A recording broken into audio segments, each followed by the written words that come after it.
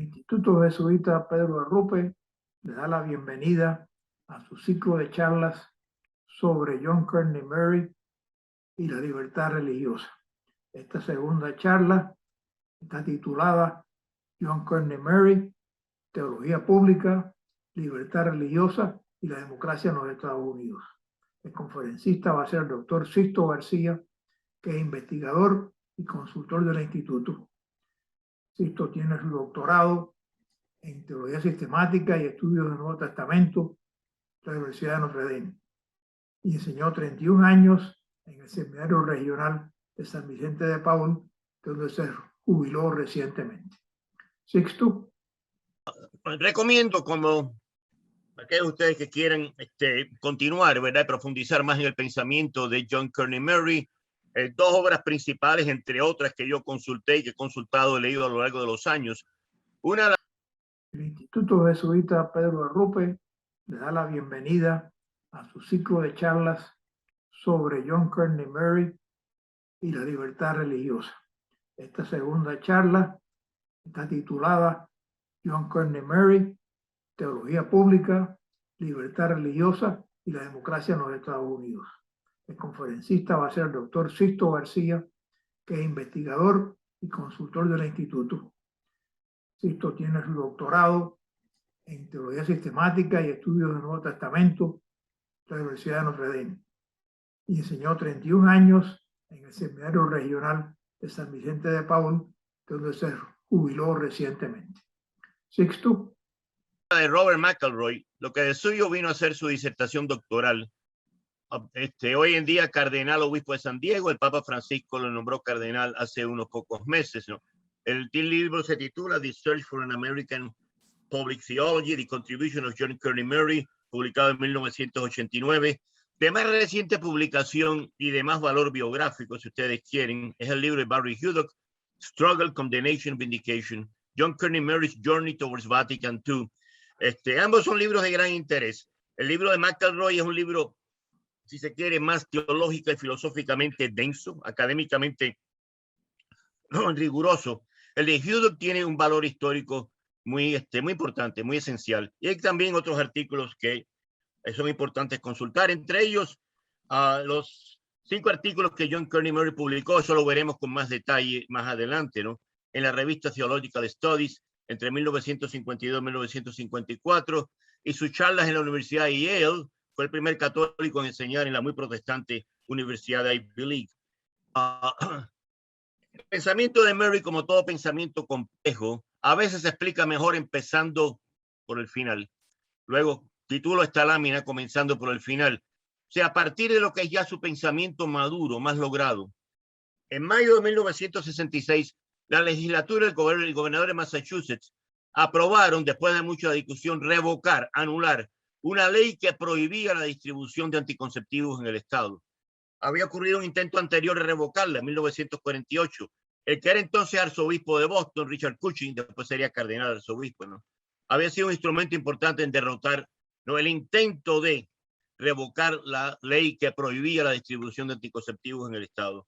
Pero Cushing era un hombre que le gustaba mantenerse al día en la evolución de la doctrina, de la teología, dentro del ámbito católico como tal. Junto con Francis Spellman de New York, en un momento dado, era el prelado más importante y de más presencia en la comunidad católica, inclusive en la comunidad política y social no católica de Estados Unidos. Cushing va leyendo la obra de John Kearney Murray, ¿verdad?, y otras obras, ¿verdad?, otras perspectivas que en definitiva se van a traducir en la teología del Concilio Vaticano II, ¿no? Lee lo que dice Murray sobre libertad de conciencia, libertad religiosa y las relaciones de iglesia y Estado. Su visión empieza a cambiar, tanto así que cuando se sometió a votación frente a un núcleo importante, pequeño pero importante, de obispos que querían derrotar la promulgación de Dignitatis Humanae en el concilio, o sea, un núcleo pequeño dirigido por el muy influyente y poderoso cardenal Alfredo Ottaviani, Cushing fue uno de los obispos que votó a favor y exhortó a sus hermanos en el episcopado a votar a favor de este documento sobre la libertad de conciencia y la libertad religiosa. En medio de las controversias que llevaron a la revocación en el estado de Massachusetts de la ley que prohibía la distribución de anticonceptivos, hubo debates, hubo controversias, hubo presentaciones ante la legislatura Cushing buscó la opinión de Murray, que ella conocía bien. Murray le respondió: los católicos pueden y deben aprobar la enmienda de revocar la ley contra los anticonceptivos. O sea, deben endorsar, deben apoyar que se revoque la ley que prohíbe la distribución de anticonceptivos. ¿Por qué? Él distingue entre moral pública y moral privada, algo que veremos más adelante también en detalle. Sostuvo que la anticoncepción cae en la categoría de moral privada porque hay otros grupos religiosos, muchos de ellos, quizás casi todos los demás, los grupos no católicos, que aceptan dentro de ciertos límites más o menos el uso de anticonceptivos. Y entonces él cita la libertad religiosa como un argumento secundario, planteando que la ley no debe restringir a una persona de actuar de acuerdo a su conciencia, como de facto la ley que prohíbe la distribución de anticonceptivos hace. Por lo tanto, añadió Murray, los católicos, déjame levantar esto para poder leer lo que yo mismo dije, ¿no? Pueden tomar esta ocasión pública. Esta es una buena ocasión para que los católicos dejen bien claro y afirmen sin ambajes, ¿verdad? Sin ambigüedades, que la posición respecto a los contraceptivos es verdaderamente moral. O sea, no puramente legislativa, o sea, adoptando libremente, por convicción personal, no por coerción, por convicción personal y lealtad inteligente a la iglesia, ¿no? La posición que toman, ¿no? Convicción, no coerción. Cushing acepta la opinión de John Kearney Murray y en sus deposiciones frente a la legislatura del Estado dice: los católicos no tenemos problemas con que se revoque la ley, se anule la ley que prohíbe que se distribuyan anticonceptivos. O sea, esto ocurre un año antes de la muerte de Murray, o sea, esto refleja su pensamiento maduro. Ahora eso nos permite entonces preguntar de dónde viene todo esto. ¿De dónde sale John Kearney Murray? ¿Cuál es el proceso de evolución de su pensamiento que va en cierta manera a cuajar, ¿verdad? A hacerse cohesivo, a hacerse presente, ¿no? A hacerse instancia histórica en ese debate en la legislatura de Massachusetts un año antes de su muerte, en 1966. Vamos a ver un poco algo de su vida. No voy a quedarme mucho tiempo, ¿verdad? No voy a dedicarle mucho tiempo a la sinopsis biográfica, nada más de contexto, una cuestión puramente contextual. Nace en septiembre 12 de 1904 en New York. Son tiempos que, o sea, son malos, soplan malos vientos contra todo intento de renovar la teología, ¿no? La famosa llamada herejía modernista, que Pío X equivocadamente llamó la herejía que sintetiza todas las demás herejías. De suyo, muchos de los temas que plantearon los modernistas cuajaron como doctrina en el Concilio Vaticano II. Eso para un día, eso es para otro día, para otro tema. No. Pío X va a publicar dos documentos, puse el segundo ahí, ¿no? Publicado en septiembre de 1907, Pascendi, Dominici Gregis. Había publicado uno anteriormente anteriormente, es lamentable, ¿no? Donde ataca lo que él considera que son herejías modernistas. Hoy en día los historiadores del dogma y de la doctrina, todos ellos, conservadores y liberales, están de acuerdo con que el modernismo fue una herejía que existió solamente en la mente de sus enemigos como tal, ¿no? En 1920, a una edad temprana, Murray entra en la Compañía de Jesús, siguiendo el ratio studiorum de los jesuitas. De 1927 al 30 va a enseñar latín y literatura inglesa en el Ateneo de Manila. Luego va a hacer su teología básica del año 30 al 34 en Woodstock, en Maryland. En el año 33, su tercer año de formación, es ordenado sacerdote. Terminado su formación básica, lo envían a hacer su doctorado en teología en la Pontificia Universidad Gregoriana en Roma durante 3 años, del 34 al 37. O sea, habiendo recibido su diploma, regresa a Estados Unidos y lo asignan a enseñar en Woodstock College en 1937, cargo que va a tener hasta su muerte. O sea, 40 años después, habida cuenta de las enfermedades que sufre en sus últimos 3 años. En el año 41 lo nombran editor en jefe de la revista Theological Studies, cargo que también va a ostentar hasta el día de su muerte. Esta es una portada de Theological Studies, tal y como se publica hoy. Yo estoy suscrito a la revista. Como tal, es la revista publicada por la Compañía de Jesús, por los jesuitas aquí, pero por supuesto con contribuciones de muchos laicos, ¿verdad? Y otros franciscanos, dominicos. Es una revista abierta y realmente por conciliar. Ya en 1943, la enseñanza de Murray en Woodstock College sobre la libertad religiosa empieza a suscitar, a inducir algunas sospechas. El obispo Francis McIntyre, vicario de New York, le rehúsa permiso para hablar ante el Jewish Theological Seminary. Murray responde objetando, o sea, ¿por qué es esto? O sea, no hay nada en el Código de Derecho Canónico de la Iglesia, para empezar, ¿no? ni nada en la tradición doctrinal y teológica de nuestra comunidad católica, que sea fundamento para esa prohibición. Pero bueno, McIntyre envía la objeción de Mary al delegado apostólico de la Santa Sede en Estados Unidos. No había relaciones diplomáticas entre la Santa Sede y Estados Unidos todavía, ni las habría por otros 50 años más o menos, ¿no? Su primer artículo sobre la libertad religiosa sale publicado en su propia revista, Theological Studies, en 1945. La libertad de conciencia es primaria. Perdón. Sí. Y eso él lo va a proseguir, lo va a continuar en 1948. No, su conferencia ante el Catholic Theological Society of America fue fundada en 1940. Soy miembro suscriptor de la misma, ¿verdad? Es la sociedad, por decir así, que engloba todas las otras agrupaciones o sociedades teológicas en Estados Unidos, ¿no? Y ahí critica la doctrina, lo que él llama doctrina común de la Iglesia, contra la libertad religiosa, que está expresado, ¿no?, por la opinión de uno de los tres más acérrimos enemigos de oponentes de Murray, Francis Connell, profesor de teología moral en el Catholic University of America. Francis Connell, ahí lo tienen, ¿no? Aquí tienen la Santa Trinidad opuesta a Murray. Connell, profesor de teología moral en Catholic University. Fenton, amigo íntimo del cardenal Ottaviani, profesor de teología fundamental también en Catholic U, más conocido, ¿no?, y más, bueno, iba a decir famoso, más bien notorio, ¿no? El cardenal Alfredo Ottaviani, acérrimo oponente del Concilio Vaticano II, para empezar, ¿verdad? Connell afirma algo que él va a repetir después y que Fenton va a apoyar inmediatamente. Solamente la religión católica tiene derecho a existir. El Estado tiene la obligación de reprimir religiones no católicas y los gobernantes están obligados a dar culto a Dios según la liturgia católica. Joseph Clifford Fenton, el fulano que tienen a la izquierda arriba, ¿verdad?, va a apoyar eso en sus charlas también. Todo esto ocurre en momentos en los cuales la Iglesia Católica, la presencia de la Iglesia Católica en Estados Unidos suscita, ¿no?, sospechas de parte de muchos, sobre todo en el ámbito político. ¿Puede un presidente ser un católico fiel? ¿Puede un presidente ser un católico fiel a su iglesia, o sea, ocupar posiciones políticas de influencia en Estados Unidos? En 1949, Paul Blanchard publica un libro diciendo que no. American Freedom and Catholic Power.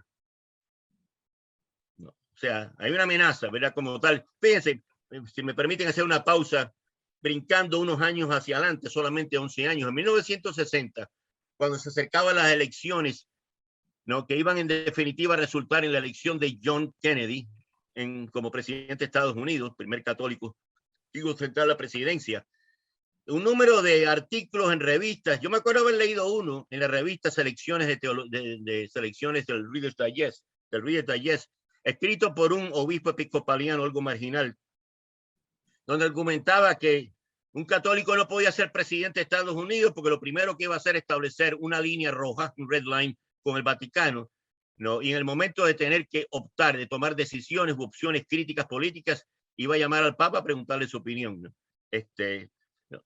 O sea que el ambiente era hostil, pero también hay un ambiente hostil de Roma contra las nuevas teologías que están empezando a surgir y que van a actualizarse en definitiva, van a ser canonizadas, por decir así, consagradas por el Concilio Vaticano II.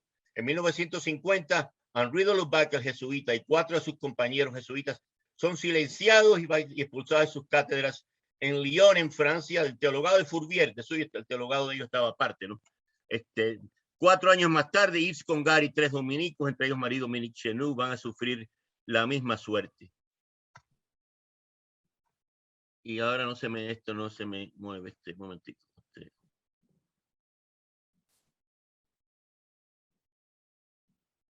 Ya no se me mueve esto.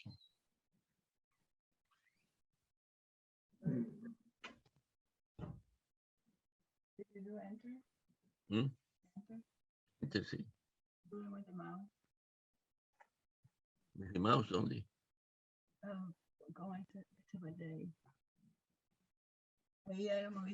Ok.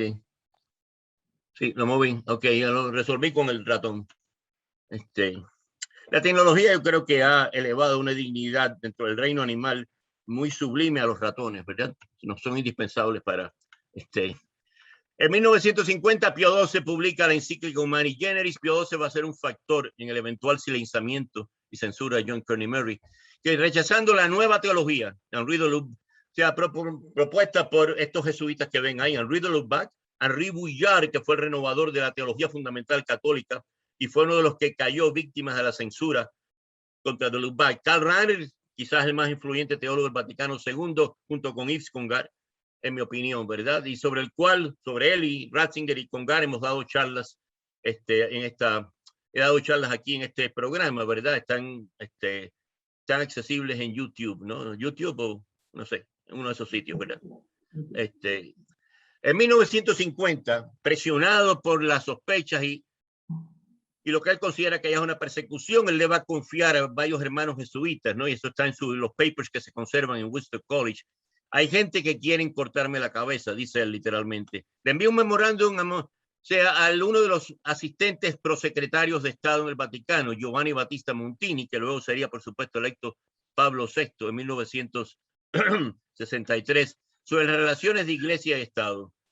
Al año siguiente, Mary recibe como una especie de vacaciones, si ustedes quieren, o sea, de momento de respirar, porque lo asignan, se aceptan con el permiso de su obispo, ¿no?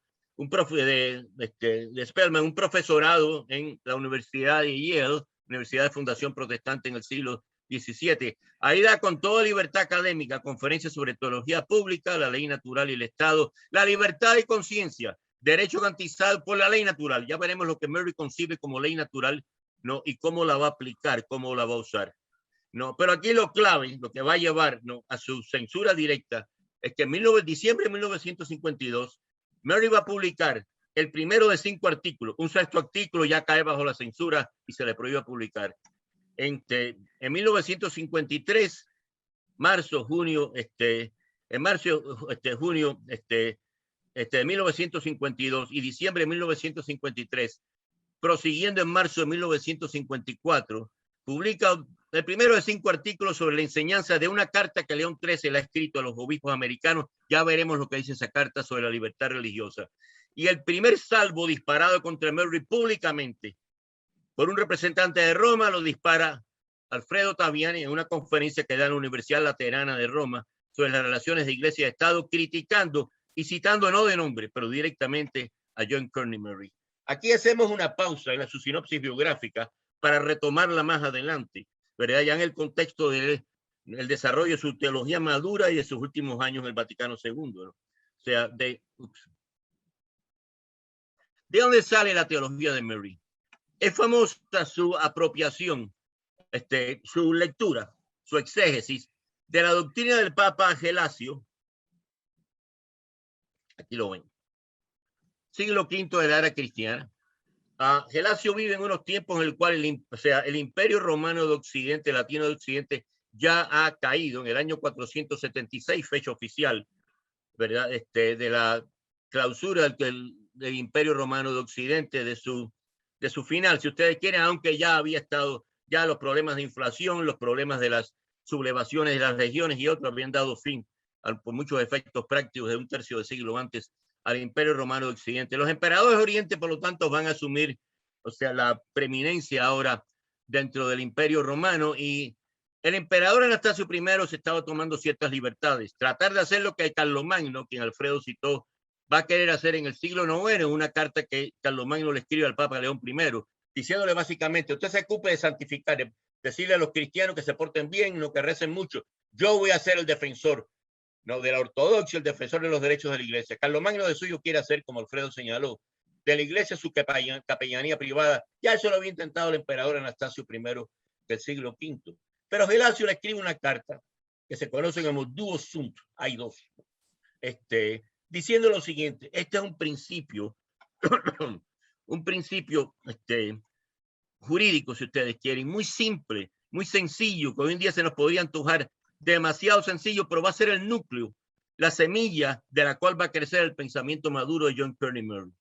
Gelasio le dice al Papa Anastasio: hay dos, noble emperador, por los cuales se rige este mundo como derecho original y soberano: la autoridad consagrada de los sacerdotes y el poder real.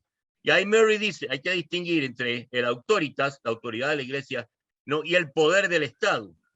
Y añade: la autoridad guía mientras que el poder compele, fuerza. La autoridad guía en virtud de su propia dignidad y uno la sigue por convicción, no por coerción.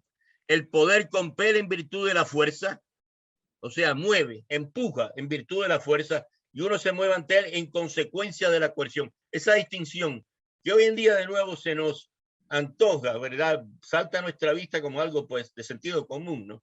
Que puede suscitar un poco la respuesta de so what, ¿no? Sin embargo, para Murray va a ser como un núcleo, repito, ¿no? Un núcleo de lo que él va, más adelante va a desarrollar como su visión ya madura de la relación entre iglesia y Estado y de la libertad religiosa.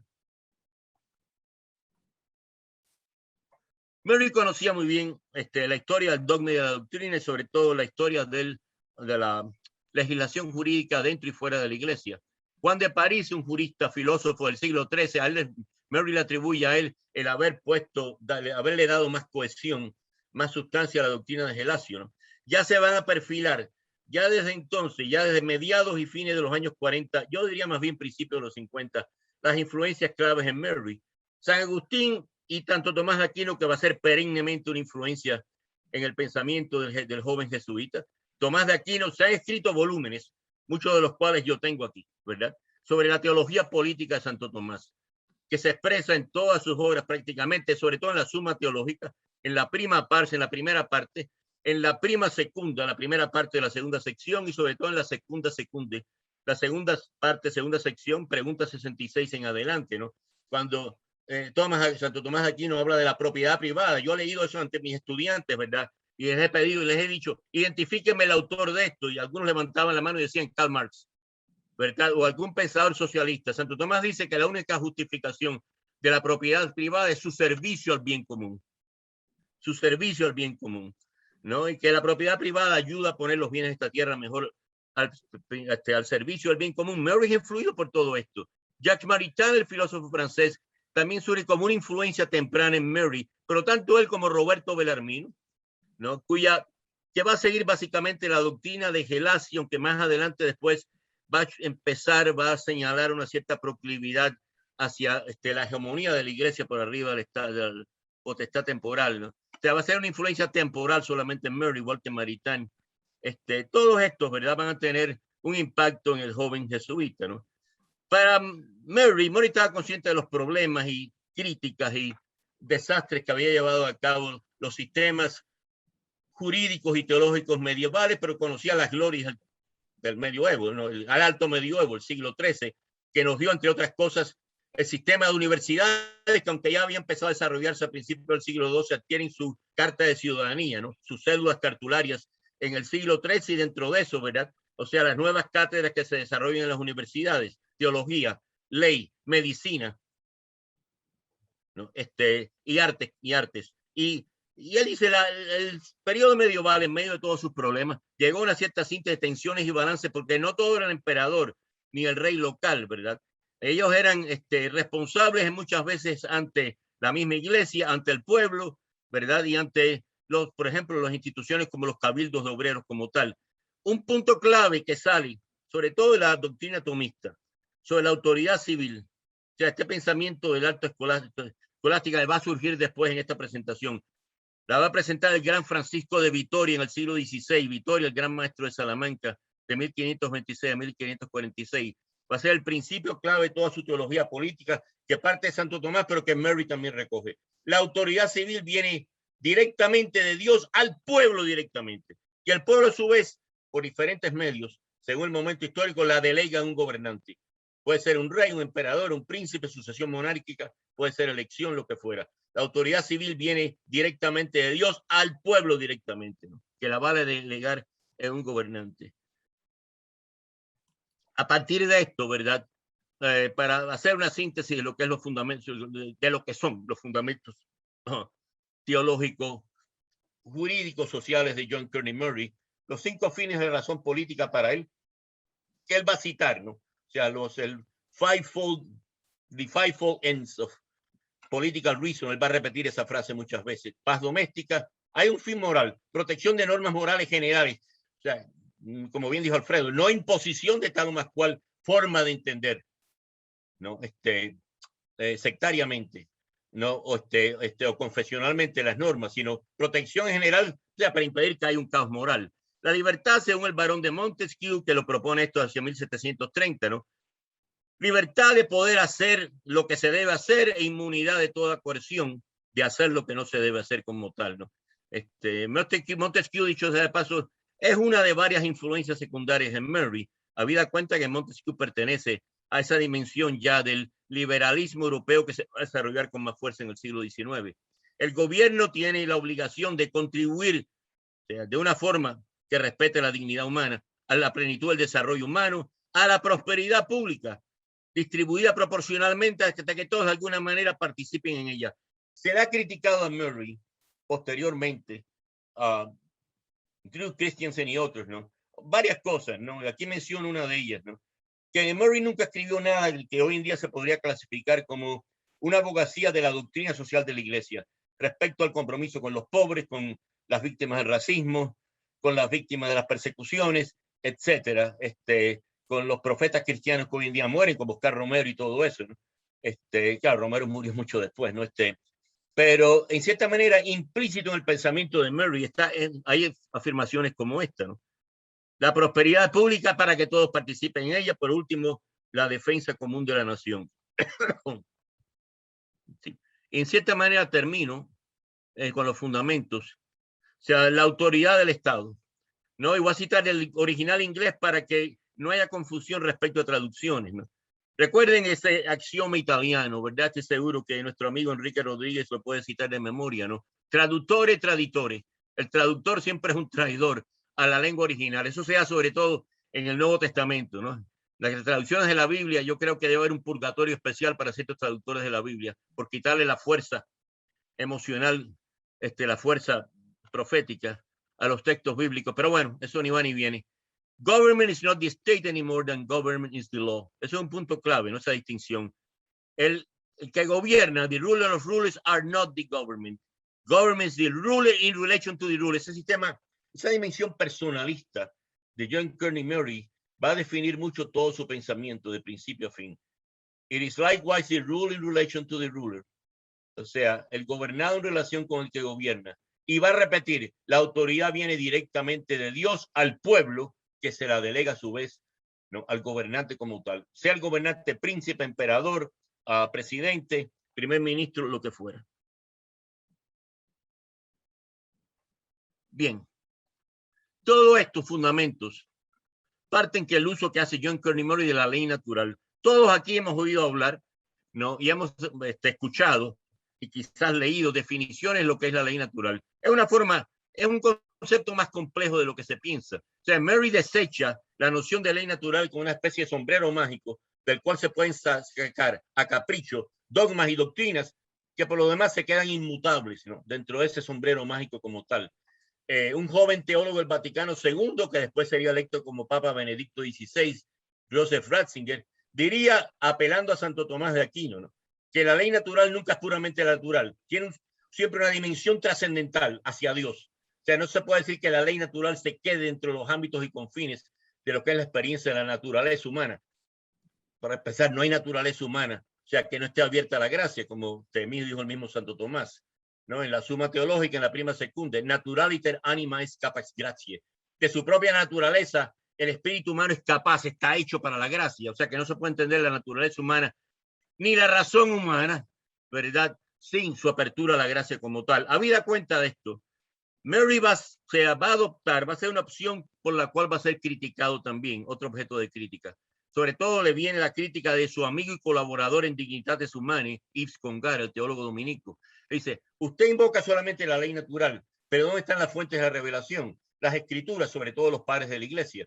Hay mucho material ahí para abogar precisamente, para incluir en la declaración, ¿no? En favor de, apoyando la libertad de conciencia, la libertad religiosa. En definitiva, como veremos más adelante, se llegó a un acuerdo. Si ustedes leen Dignitates Humanae, ven que la primera parte es puro Murray, casi sus palabras exactas, ¿no? Y la segunda parte es Congar, las escrituras, tradición patrística, etcétera, etcétera. La ley natural hay varias formas de definirla, una de las más densa, ¿no? Para ustedes que no les importa, no les tienen menos definiciones, algo desafiantes. La ley natural está formada por las estructuras objetivas de la naturaleza humana. O sea, ¿por quién soy yo? ¿Cuáles son las estructuras que me definen a mí como ser humano? que preceden, que hacen posible la libertad humana. Esas estructuras hacen posible que yo sea una persona libre. ¿Por qué? Aquí viene un punto clave, ¿no? Están afirmadas por una necesidad de Dios. O sea, la ley humana siempre, la ley natural siempre está enmarcada dentro de ese deseo natural de ver a Dios, como Santo Tomás dice en su obra de juventud, de Veritate, ¿no? En cada acto del conocer, el sujeto cognitivo conoce implícitamente a Dios, en todo lo que conoce. Y todo lo que ama, ama implícitamente a Dios. O sea, el conocer algo, una persona, por primera vez, es a una persona, conocer un libro, leer un libro, lo que fuera. Y yo le decía a mis estudiantes, y esto Murray lo tiene en mente, ¿no? Y por eso lo va a usar. Y esto es lo que le dice a Congar. Esto es común a todo ser humano que jamás ha existido, que existe, que existirá. Esto es común, ¿no? Al ateo y al místico, al santo y al pecador. Esto es lo que diferencia, yo se lo decía a mis estudiantes, ¿no? Al ser humano del elefante africano, del mosquito argentino, de la tarántula sueca. Así yo se los decía, ¿no? Tuve que cambiar la nacionalidad del mosquito cuando nos entró un día un seminarista argentino y pensé que se podía ofender y empecé a hablar del mosquito boliviano. Pero bueno, o sea, lo que nos diferencia a nosotros, lo que es propio del ser humano, es que somos un hambre y un deseo de conocer y amar a Dios, y dentro de eso está enmarcada la ley natural. Por lo tanto, una definición alterna y más simple, quizá la que todos, con la cual todos nos podemos identificar. Abajo, la ley natural es la suma de los derechos y deberes que fluyen de la naturaleza humana, teniendo en cuenta que es una naturaleza siempre dispuesta hacia la gracia, como un ser dotado de razón y libre voluntad. La ley natural va a ser para Murray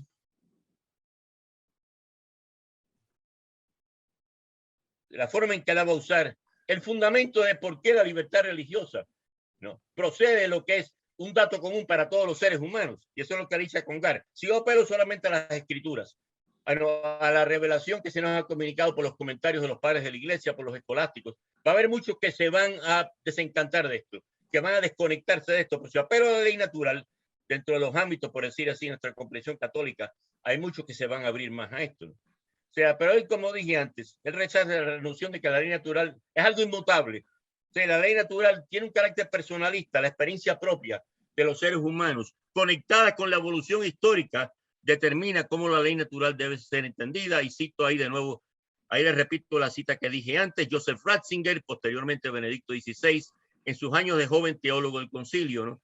Dice que la ley natural nunca es puramente natural, tiene una dinámica y una dirección sobrenatural. Y la cita es de Santo Tomás de Aquino, la prima secunde, ¿verdad? Santo Tomás dice que la ley natural no es otra cosa sino la participación en la ley eterna. Y no es otra cosa sino el sello, ¿no?, que imprime en nosotros la luminosidad, ¿no?, de la esencia de Dios. Luego tiene que ver con la gracia. Sí. Bien, ahí tienen, he puesto aquí varias veces la imagen de estos tres fulanos, ¿verdad?, para poder recurrir a ellos. El trasfondo, ¿no? Vamos a entrar en la segunda parte de esta charla, lo que es propiamente la libertad religiosa, la teología de Murray sobre la libertad religiosa y la dignidad humana. La primera parte fueron los fundamentos teológicos, jurídicos, sociales de Murray. Ahora entramos en la segunda parte, ya lo que él va a decir explícitamente sobre la libertad religiosa y la dignidad humana, siguiendo y quizás detallando un poco más aquí y allá la presentación de Alfredo. En el siglo XIX hay en Francia, también en Alemania, en Italia también, mutatis mutandis, una revolución, perdón, no quiero ser redundante en esto, ¿no? O sea, un brote de revoluciones intelectuales y sociales que van a resultar en revoluciones parlamentarias en 1830, 1848, 1870, ¿no? Un sacerdote francés, Félicité de Lamennais, va a abogar en un periódico que él publica, El Avenir, El Futuro, por la libertad de prensa, libertad religiosa, separación de iglesia y Estado. Y él dice, todo esto es consistente con la tradición católica. Esto le supo muy mal a la gente en Roma. Gregorio XVI, el papa que precedió a Pío IX, el pontificado más largo en la historia de la iglesia, ¿no? En dos documentos, dos encíclicas, Mirari Vos y Singulari Nos, va a rechazar el pensamiento, lo que él considera que fue el pensamiento de Lamennais, ¿no? Condena la libertad de conciencia, él dice, la llama un absurdo. La libertad de conciencia es un absurdo. Los que apoyan las propuestas de Lamennais son desvergonzados amantes de la libertad. Cito y contracito, ¿no? Quote on quote. O sea, Gregorio de nuevo, o sea, veían lo que proponía Lamennais, una amenaza a lo que era la hegemonía de la predominancia de la religión católica, que debía permear todas las esferas de la vida social y política. Y, en definitiva, Lamennais termina siendo excomulgado. Después de excomulgado, sigue activo, ¿verdad? Publicando y escribiendo. Se dice, ¿verdad? Yo he leído algunas relatos sobre esto, que Pío IX, cuando asume el pontificado de 1846, consideró que su predecesor le había hecho una injusticia a Lamennais y mandó un delegado, ¿verdad? En 1854, o sea, 8 años ya en su pontificado, a tratar de reconciliar a Lamennais con la Iglesia Católica. Cuando llegó ya era demasiado tarde, Lamennais había muerto sin dar señales de aparentemente arrepentimiento, ¿no? Bien, o sea, que tengan esto en cuenta. Ups. No puedo volver para atrás. Bueno, no sé por qué me pasa aquí con la...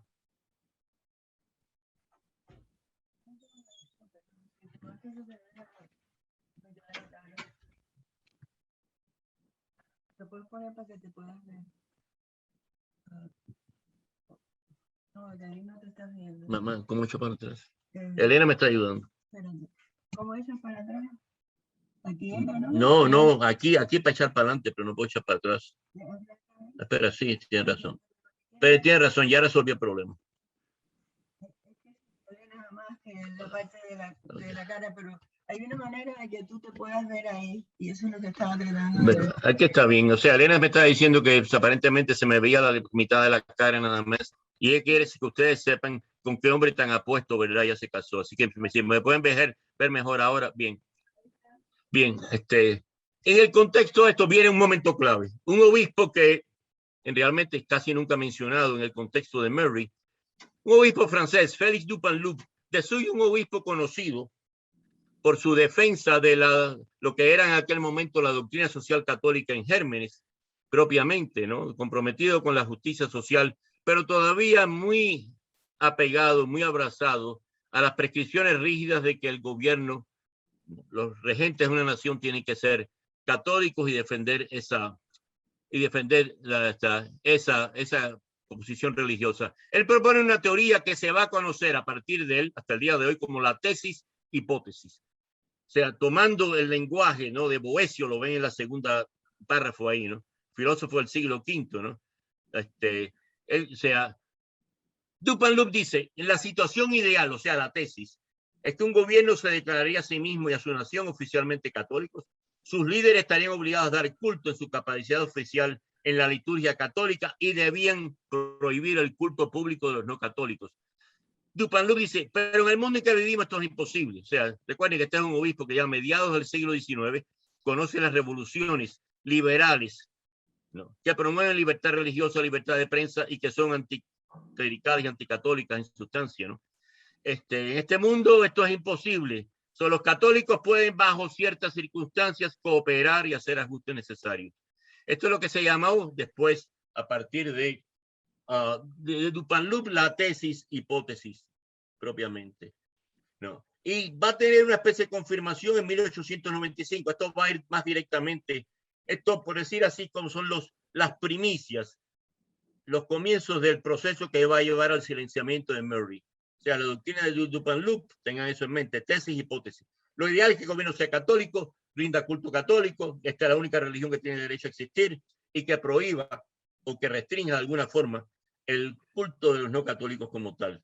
Ahora, León XIII,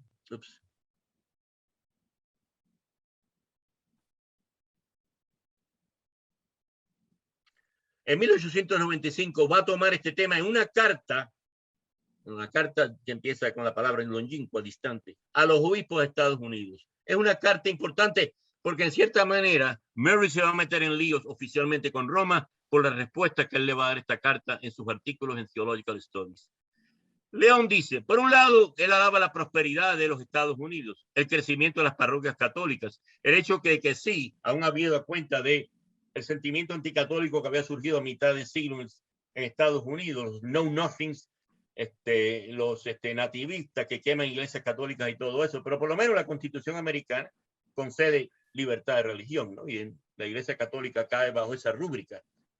Él dice, aunque todo esto es cierto, dice León, Sería muy errado sacar la conclusión de que en América, leas Estados Unidos, se debe buscar el tipo de estatus más deseable para la Iglesia, o que sea universalmente lícito o conveniente para el Estado y la Iglesia estar como en Estados Unidos separados y divorciados. La Iglesia daría más abundantes frutos y además de la libertad gozara del favor de las leyes y el patronazgo de la autoridad pública. En dos palabras, como León después dijo en ciertas entrevistas, el Papa León, la mejor situación para Estados Unidos sería que el gobierno de Estados Unidos favoreciera privilegiadamente la religión católica en detrimento de las demás. ¿Verdad? Esto, por supuesto, se opone directamente. Es algo contradictorio a lo que aún los católicos americanos, muchos de ellos, sus líderes, consideraban que era una parte del proceso democrático de los Estados Unidos, ¿no? La consecuencia de la Carta de León XIII son estas.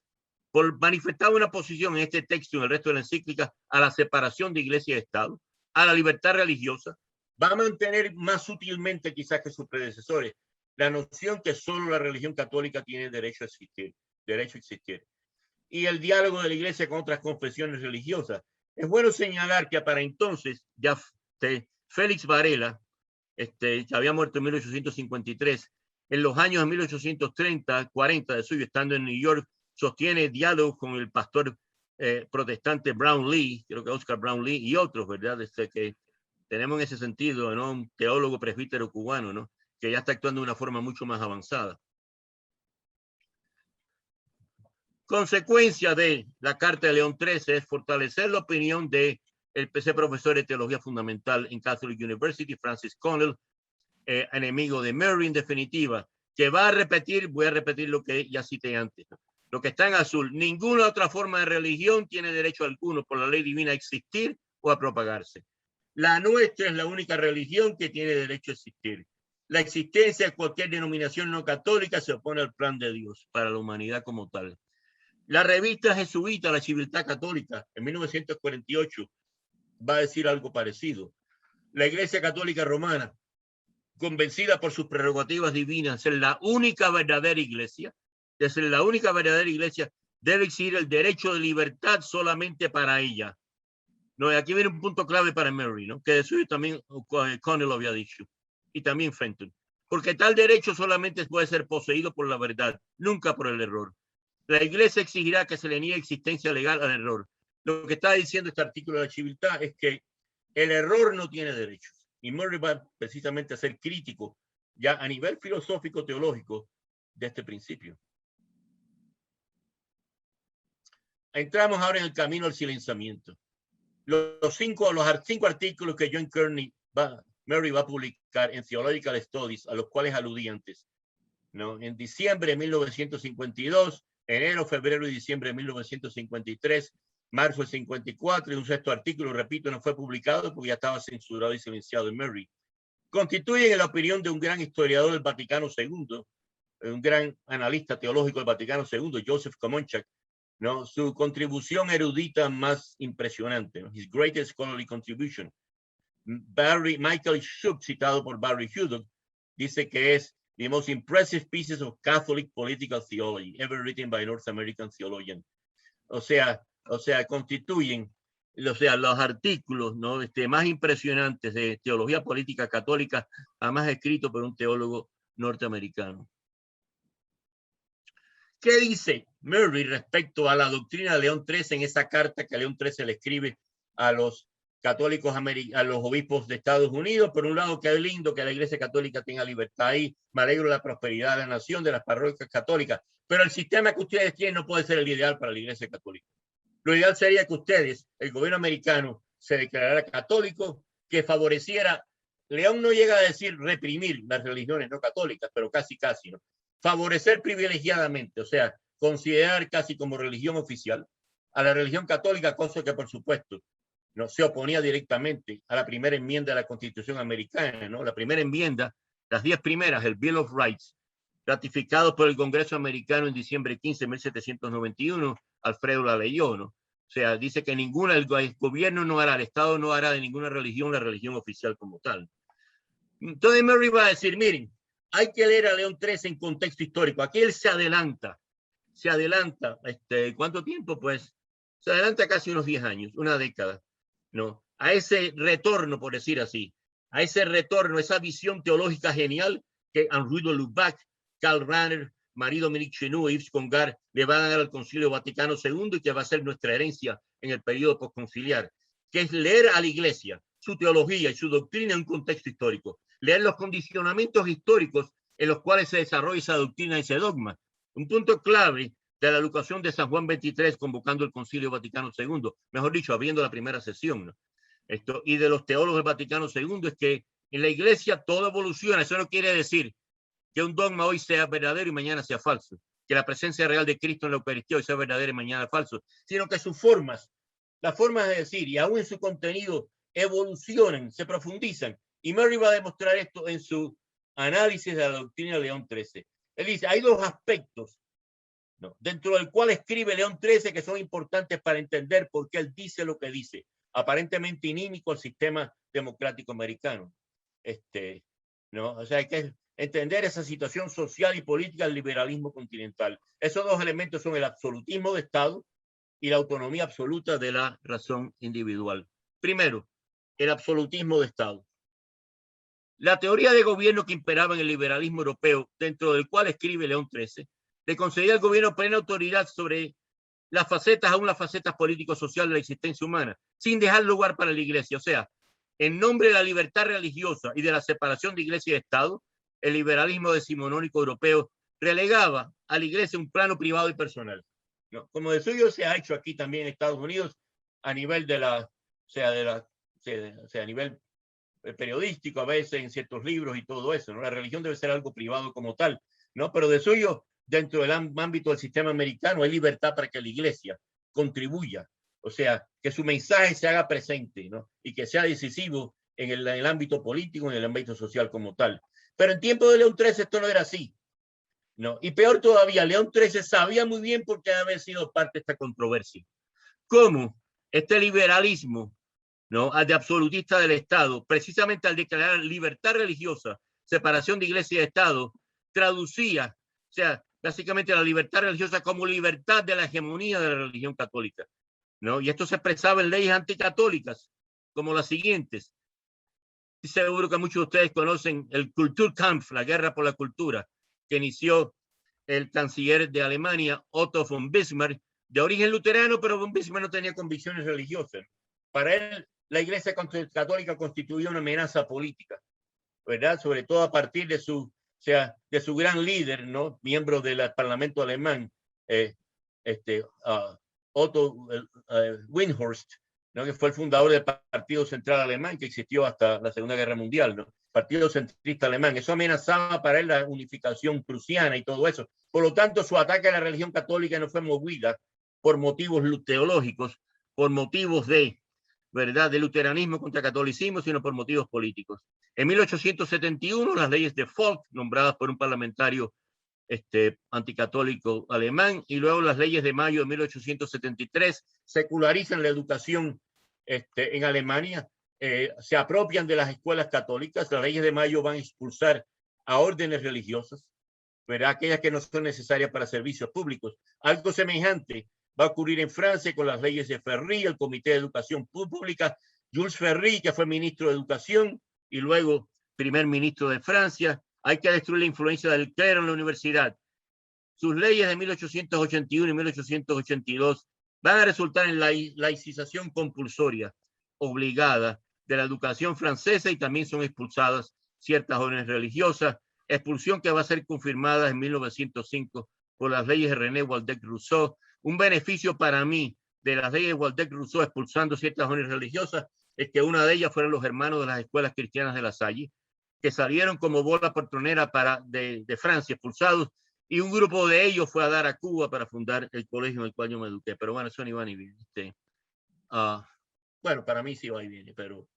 Segundo punto, que Murray dice que hay que tomar en cuenta, o sea, tomen en cuenta que esas leyes anticlericales, esa libertad de religión, separación de la Iglesia y Estado, para León XIII consistía, ¿no?, se traducía en leyes o actitudes anticatólicas. Eso era lo único que él conocía. Él no conocía el sistema americano, el sistema de Estados Unidos. Él escribe esa carta a los Estados Unidos, lamentándose que el gobierno americano no le dé privilegio a la Iglesia católica al calor de la situación del liberalismo europeo que él conoce. Y un segundo punto es la autonomía absoluta de la razón. Eso nos remonta al siglo de las luces, ¿verdad? Hijos del siglo de las luces en cierta manera. El individualismo y subjetivismo extremo opuesto a la visión católica de una doctrina moral guiada por la ley natural, ¿verdad? En cierta manera, ¿qué fue lo que dijo el siglo de las luces? Gente, no todos, ¿verdad? Pero gente como Denis Diderot, que muere en 1783, ante él Voltaire y otros, ¿no? O sea, ahora, la fuente de autoridad suprema no pueden ser ya la Biblia, las Escrituras, ni el magisterio de la Iglesia. Magisterio de la Iglesia en los manuales sobre todo, ¿verdad? O sea, la resurrección de Jesús se prueba por tales razones, pam, pam, pam, y sacaban textos fuera de contexto de las Escrituras. La Biblia, las Escrituras y la tradición de las iglesias no pueden ser ahora la fuente autoritaria de la verdad. Más bien ellos tienen que comparecer ante el tribunal de la razón humana. La razón humana va a ser ahora, ¿no?, absoluta en su determinación de lo que es la verdad. Por lo tanto, como dice Murray, para los gobiernos liberales de Europa, lo tienen ahí, la Iglesia Católica se manifiesta como el enemigo principal. Él lamenta. En tiempos de León XIII, donde todavía persistía el anticlericalismo, ya se había mitigado mucho el Kulturkampf en Alemania, no del todo, ¿no? Hay libertad limitada, dice él, para las ideas de todos y las acciones de todos, excepto para las ideas católicas y para la noción de la Iglesia. León XIII conocía ese ambiente, ese era el ambiente que él conocía. Por lo tanto, él veía en todo esto una amenaza. No. León XIII veía una amenaza a lo que era propia de la Iglesia, a las cosas sagradas que la Iglesia debe mantener, ¿no? Dignidad de la persona humana, obligación política, la dignidad de la persona del obrero. Recordemos que en 1895, cuando se escribe Longínqua, 4 años después de Rerum Novarum, ¿verdad?, que León XIII considera, ¿verdad?, un hito alto, ¿no?, en su pontificado como tal, ¿no?, sobre las nuevas cosas, ¿no?, de relación de esposo y esposa, padre e hijos, valores morales inherentes en la vida económica, o sea, como la justicia hacia el obrero y todo eso, ¿no? Pero él considera que el liberalismo europeo es monolítico con sus propuestas de separación de iglesia y Estado, libertad de religión como tal, o sea, libertad de conciencia, o sea, todo eso, miren lo que ha resultado, las leyes alemanas del Kulturkampf, las leyes de Jules Ferry, que seculariza la educación privada, que en nombre de la libertad religiosa, por decir así, le quita a la iglesia sus derechos. Pero eso es en Europa, ¿no?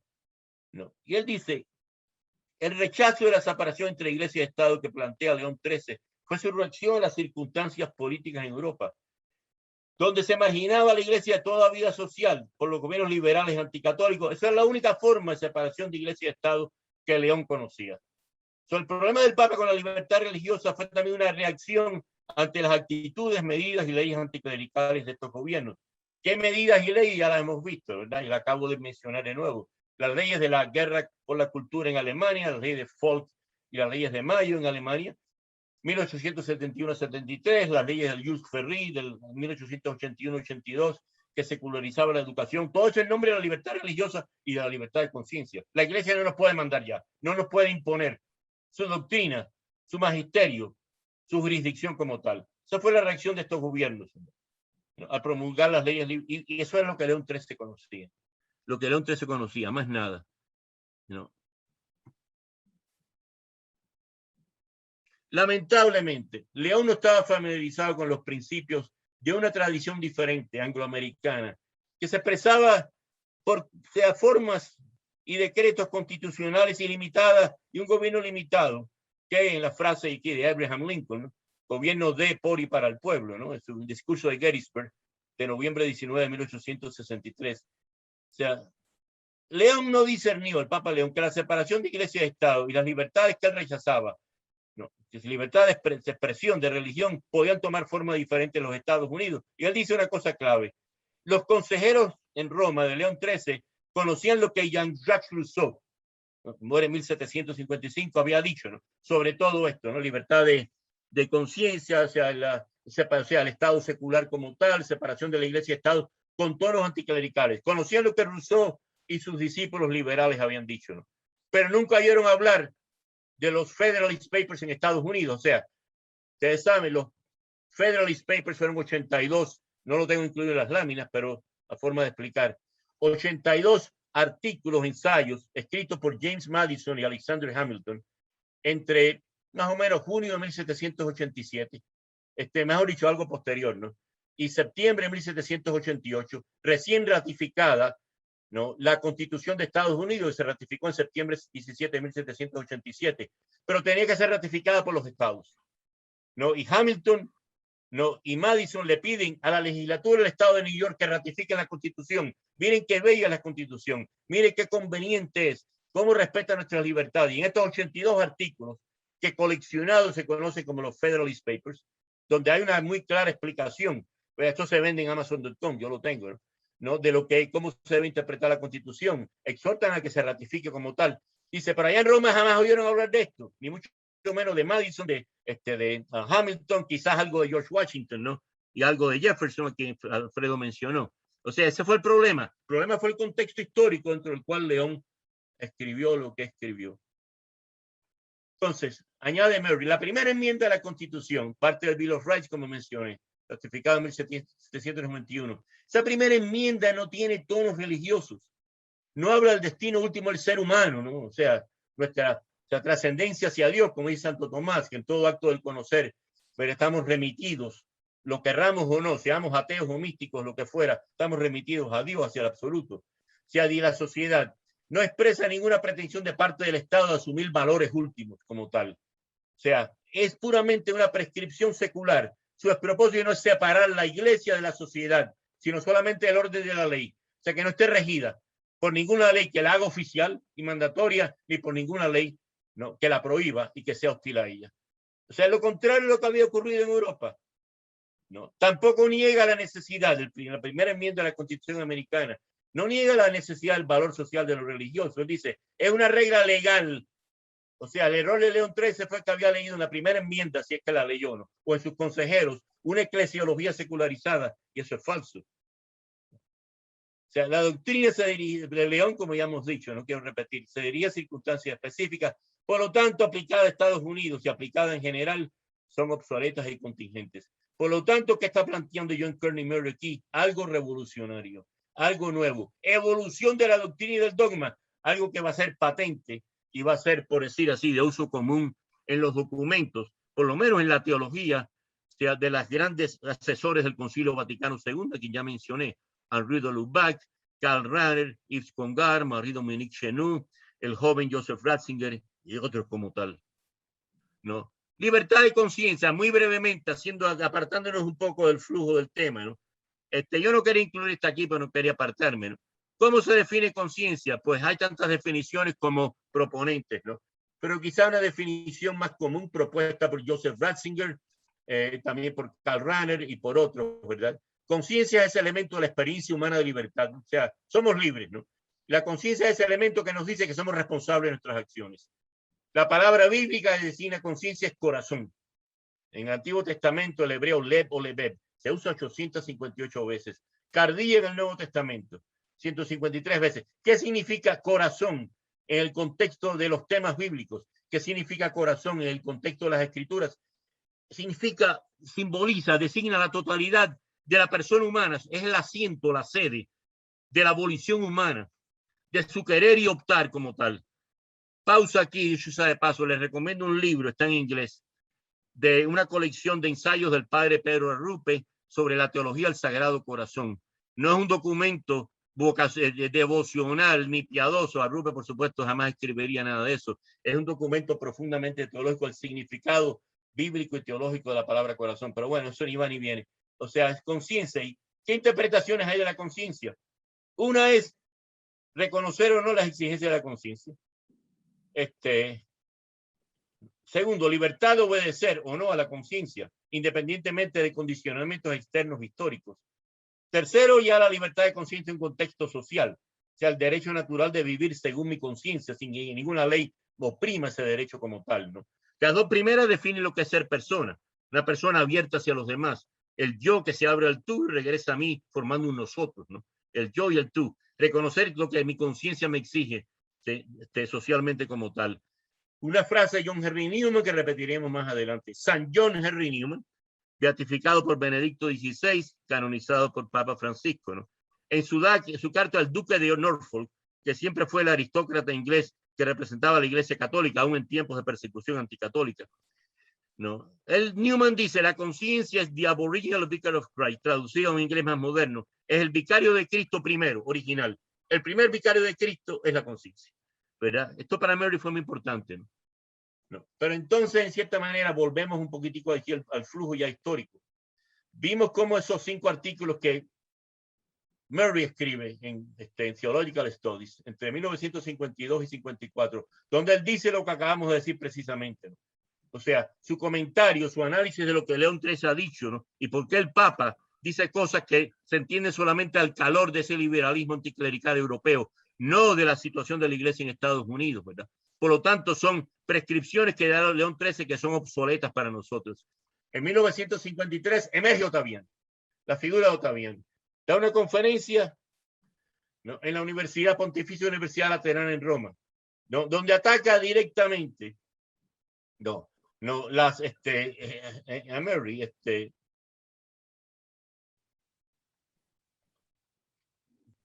Ottaviani sobre todo critica el hecho de que hay algunos, la referencia es indudablemente para Murray, así la entendió todo el mundo, lo entendió todo el mundo en Roma y en Estados Unidos, que dicen que la doctrina de la Iglesia sobre libertad de religión y todo eso, que tiene una parte permanente y una parte condicionada por la historia. Eso es falso, eso es herejía. Es permanente e inmutable, o sea que la crítica de Murray, que le hace Murray a León XIII, que es inválida. Lo que dice León XIII se aplica en todo momento, en todo lugar, ¿no? De nuevo, o sea, los ataques y la condena a la Nouvelle Théologie, Humani Generis, en agosto de 1950, no solamente Henri de Lubac y sus compañeros jesuitas en Fourvière, en Lyon, sino en febrero del año 54, Yves Congar, Marie-Dominique Chenoux y otros son silenciados, ¿verdad? Más que nada por la influencia de Ottaviani, que ven aquí, ¿no? Pero Ottaviani dice en esa charla, ayudando a Murray, bueno, es lo que acabo de decir. Murray distingue, él dice, falsamente, en la enseñanza de la Iglesia, la parte permanente, la parte transitoria, la parte históricamente condicionada. Y repite, el error no tiene derecho a existir. Vamos a ver cómo Murray contesta, responde a este axioma clave de sus enemigos. El error no tiene derecho a existir. O sea, Fenton va a confrontar a Murray. Fenton y Ottaviani eran íntimos. Fenton se iba todos los veranos a Roma y se iba de vacaciones con Ottaviani. Ahí compartían de todo. Fenton le mandaba reportes sobre Murray periódicamente a Ottaviani. Tenía una intimidad muy considerable, Fenton y Ottaviani. Tanto así que Ottaviani va a nombrar a Fenton a superitus, ¿no?, o consejero experto del Concilio Vaticano II, ¿no? El mismo Pío XII se dice desaprobó el tono agresivo de Ottaviani, pero bueno, se quedó, ¿no?, esa frase que ya, por supuesto, ya había dicho Connell anteriormente, que ya Fenton había dicho, el mismo Ottaviani, el error no tiene derecho a existir. Esto se complica por una locución que Pío XII le dirige a la Unión de Juristas Católicos. Se conoce como Si Riche, nos regocijamos, bueno, en parte, donde entre otras cosas reafirma la potestad del Estado de reprimir errores doctrinales, aunque, como había dicho Dupanloup, en ciertas ocasiones, pues eso quizá no es prudente hacerlo.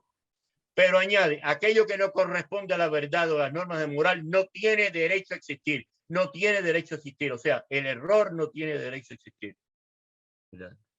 Murray va a responder a esto directamente, aquí es donde él sella su suerte. Él dice, no es correcto decir que el error no tiene derechos. Los derechos se predican de las personas, no de los conceptos. Afirmar que las personas que supuestamente están en el error, entre comillas, o sea, los ojos de toda esta gente, ¿no?, protestantes, judíos, musulmanes, ateos y todo lo que fuera, afirmar que no tienen derechos contradice la ley natural, que no tienen derecho de expresar su fe religiosa, si es que la tienen, ¿no?, y de tener, por lo tanto, ciertos derechos civiles y legales. Él dice, la libertad de conciencia fluye de la misma naturaleza del ser humano, de lo que soy yo como un ser humano. Repito, y eso que soy yo, tiene trascendencia hacia lo divino, como yo le decía a mis estudiantes. Eso es lo que nos distingue, habida cuenta de mi respeto y mi abogacía de Laudato Si de toda la creación, ¿no? Lo que nos distingue de otros seres animados, por decir así, ¿no? Es que, o sea, nuestra naturaleza humana, nuestras estructuras interiores que me hacen un ser humano, de ahí fluye esa libertad de conciencia, la ley natural, ¿no? Luego la iglesia no puede reprimir la libertad de conciencia y por ende la libertad de religión. Aún de aquellos que presuntamente no profesan la llamada no verdadera religión.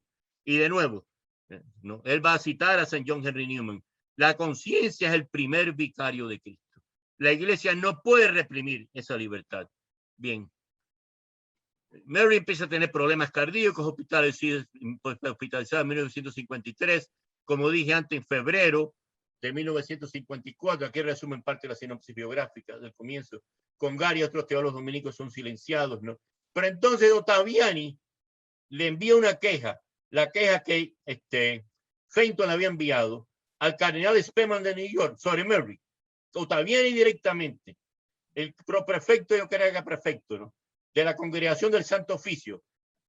El Santo Oficio había sido sucesora de la Inquisición y después se va a metamorfosear por virtud de Pablo VI, ¿no? En la actual Congregación para la Doctrina de la Fe. Y diciendo, usted tiene que hacer algo, ¿no? Y en junio 10 de ese año, Fenton le envía más reportes sobre Mary Ottaviani. Entonces se reúne un tribunal del Santo Oficio para estudiar lo que se conocía como la doctrina de Mary, el pensamiento de Mary, su teología. Y concluye que hay 4 errores doctrinales en la doctrina de Mary. Lo resumo en 2. Primero, dicen que es falso lo que dice Mary, ¿no? De que lo ideal no es que el Estado sea confesionalmente católico, que reprima a los no católicos, que privilegie a la Iglesia católica, que tener libertad de conciencia. Y segundo, ¿verdad? Él se equivoca al decir que aquellos que no profesan la religión católica, aquellas otras iglesias tienen derecho como tal. Eso resume los 4 errores doctrinales. Están resumidos en esos 2 como tal, ¿verdad? Y eso llega a Estados Unidos como tal, ¿no? Por lo tanto, en julio 9 de 1955 viene el silenciamiento oficial. El asistente de la Compañía de Jesús en Roma para Estados Unidos, Vincent McCormick, le informa a Mary que su 6º artículo sobre León XIII había sido prohibido por el Santo Oficio y que de ahí en adelante se le prohibía escribir sobre libertad de conciencia, libertad religiosa y la relación de iglesia y Estado. Y Mary le pregunta, ¿y sobre qué entonces voy a escribir? Le responde McCormick, que dicho de paso, se portó muy bien con Mary, fue muy conciliatorio. Mire, usted puede escribir poesía, ¿no? En tono ya sarcástico. Entre 1955 y 58, Mary, bajo provisión de publicar artículos o libros sobre libertad de conciencia o libertad religiosa y la relación de iglesia-estado, enseña cursos sobre educación cristiana, moral pública, se hace activo en diálogo con el judaísmo, pero en el 58 las cosas empiezan a cambiar. En octubre 9 muere Pío XII. El 28 sale electo, ¿verdad? Angelo Giuseppe Roncalli, San Juan 23. En enero 25, Juan 23 anuncia intención de convocar al Vaticano II. Sabemos hoy por papers y memorandos que se han publicado la oposición fiera de Ottaviani a esa convocatoria como tal. Ya entonces, sin que venga ninguna intervención específica, explícita de Roma, vindicando a Mary de su silenciamiento, de facto, Mary ya se siente libre, lo deja en libertad para publicar. Publica el libro por el cual es más conocido, el único libro que él escribió, We Hold This Truth, en 1960. Lo curioso es que este libro no es lo más importante que él escribió. Es una colección de ensayos donde dice mucho de lo que hemos dicho antes ya, ¿verdad? No, lo más importante que estos son los artículos que publicó en Theological Studies, su conferencia en Yale University, donde va a decir muchas de estas cosas, ¿no? Y otras fuentes, ¿no? Comienza el Concilio Vaticano II en octubre 11 de 1962 y antes del comienzo de la segunda sesión, el cardenal Spemann pide a Roma que nombren a Mary como peritus, consejero, su consejero teológico para la segunda sesión del Vaticano II. Fíjense, es el atrevimiento de Spemann, febrero de 1963, pide que le nombren a él su perito, su consejero, su experto teológico, ¿no? A un jesuita que había sido silenciado menos de 5 años antes. Silenciado menos de 5 años antes como tal.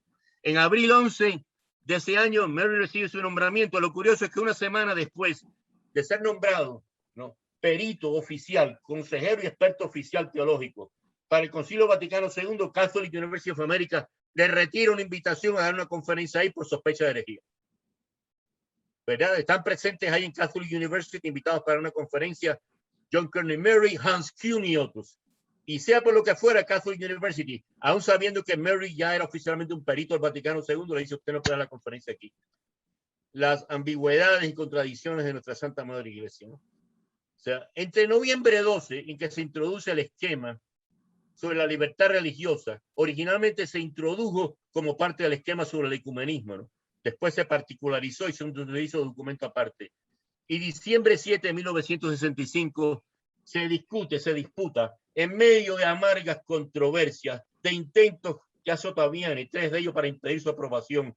El jueves negro de noviembre 19 de 1964, ese día lo que ocurrió fue que Ottaviani logró, como manipulando un poco a Pablo VI, ¿no?, que no se pusiera a votación el esquema sobre la libertad religiosa, sobre la dignidad humana. Y entonces lo que hizo Pablo VI fue retirarlo, lo cual le hubiera dado también el chance de excluir el esquema de los debates del Vaticano II. A Dios gracias, Pablo VI intervino y dijo que no. 1964, principios y fines de ese año, Mary sufre 2 ataques al corazón. Entre estos debates, ¿no?, se le acerca a su colega, admirador y amigo del Vaticano II, el gran dominico eclesiólogo del Vaticano II, Yves Congar, el cual aduce que aunque concurre con los principios fundamentales de Mary, que él va a ser uno de los teólogos que contribuye a Dignitatis Humanae, mire, usted ha usado demasiado la ley natural, es un fundamento filosófico antropológico. El documento debe tener más fundamentos bíblicos y patrísticos, o sea, estar más fundamentados en la historia de la salvación, en la revelación. De suyo hasta el día de hoy algunos que son críticos de Mary por eso, precisamente, ¿no? Y hubo debates para aquí y para allá. En definitiva, se tomó un acuerdo. La primera parte de lo que sería Dignitatis Humanae, que se titula Noción General de Libertad Religiosa, los artículos 2 a 8, ¿no?, refleja más el enfoque de la ley natural. Las palabras de Mary casi al pie de la letra. La segunda parte, artículos 9 a 15, es el enfoque de Congar, la libertad religiosa a la luz de revelación. Pero el tono y el esquema y la sustancia de toda la declaración es todavía obra de Mary. Como dijeron Spellman y luego dijo Cushing, ¿no? Dignitatis Humanae, la declaración Dignitatis Humanae es la contribución de la Iglesia de Estados Unidos al Concilio Vaticano II. Diciembre 7 de 1965 viene el voto final, 2.308 votos a favor, 70 en contra, 8 inválidos. Pablo VI la declara oficialmente como documento del Concilio Vaticano II, que se clausura al día siguiente, ¿no? Y un año después viene ese caso práctico en el cual se aplica la teología y la enseñanza fundamental político-social teológica de Mary, que ya mencioné, ¿no? O sea, la revocación de la ley que prohíbe distribuir contraceptivos. Cushing y Mary dijeron no, los católicos deben apoyar que se revoque, que se invalide la ley. En 2 palabras, que se permita la distribución de anticonceptivos, porque aquí se trata de un problema de teología moral privada como tal. Y una ley no puede imponer, una ley no puede violar la libertad de conciencia de aquellos que no son católicos. 1967, en agosto 16, saliendo de visitar a su prima, se monta en un taxi en New York y le da su tercer y último ataque al corazón, muere en el taxi, el chofer lleva al hospital donde arriba ya ha fallecido. A Mary lo siguen 2 años después, Joseph Fenton en julio 7, y en 1979 muere Ottaviani como tal. ¿Qué textos del Vaticano II de Dignitatis Humanae reflejan a Mary casi palabra por palabra? No, he citado, tengo estas 2 láminas.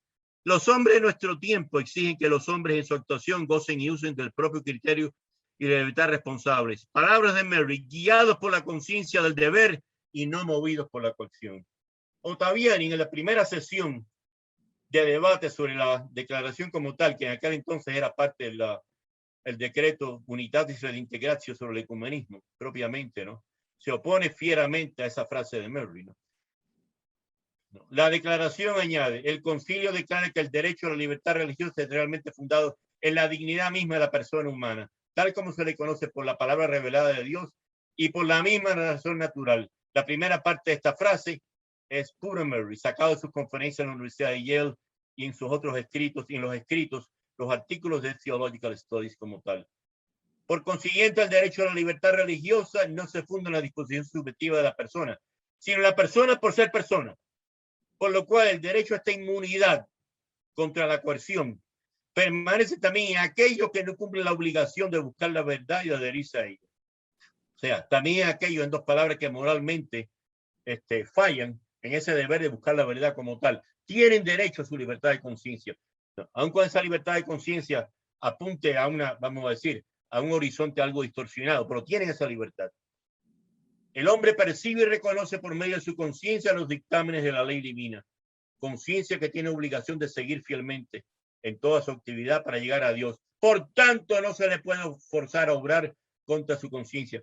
Noten que aunque Mary está de acuerdo, ¿no?, en lo que se dice mucho, ¿no?, cuando se hablaba de esto, no me acuerdo, en el periodo preconciliar o aún postconciliar. Sí, pero tiene que ser una conciencia formada según la ley católica. O sea, Mary jamás aceptó eso. O sea, cuando él habla aquí de libertad de conciencia, lo dice una conciencia formada según la moral católica como tal. Él jamás dice esto. Libertad de conciencia, puro, punto.